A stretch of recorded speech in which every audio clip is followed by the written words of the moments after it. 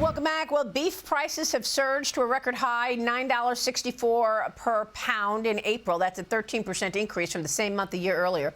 Ranchers are struggling with the reemergence of what's being called the flesh-eating screwworm parasite in Texas and in New Mexico, contributing to the long list of factors weighing on cattle supply. Joining me now is the president and CEO of Omaha Steaks, Nate Rempe, back with me. Nate, great to see you. Welcome back.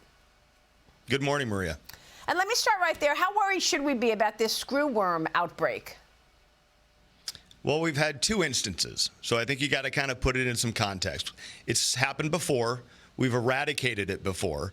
You know, we've got, they're releasing sterile flies to control the spread of that. So, you know, right now we're aware of it. We're controlling it. I think the biggest impact is not the fly itself, but really the impact on imports of live cattle from Mexico into the United States. That's about 4 to 5% of the live beef market in the U.S. And so that's really the biggest impact right now. And, you know, we're keeping eyes on it. Nate, what do you want to say about inflation, that 13% increase in prices? What is it going to take to get prices back down? Well, we got to build the herd. You and I have talked about that, you know, kind of at length the last couple of times we've gotten together. It's the domestic herd is the key. If we can build the herd and we can build supply back up, then we can see beef prices come down. What's driving ground beef price at the grocery store is, you know, the cost of imports. And, you know, we import lean trim to drive up that lean ratio of ground beef at the store. And so, you know, the more lean trim we have to import, the higher the cost of ground beef at grocery. And so that's really one of the factors. But building the herd, keeping the female animal, holding that back to calf instead of sending it to market is the thing that's going to drive and build that herd. You know, as you know, we're at a 72-year low.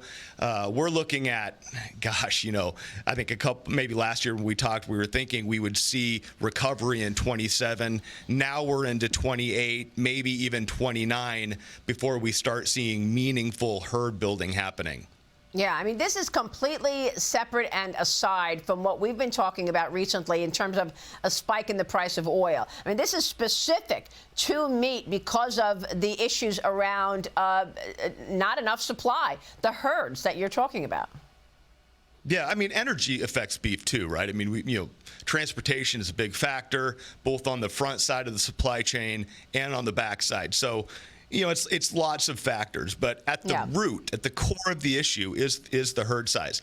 Now, the thing is that's crazy interesting is the demand is just not waning.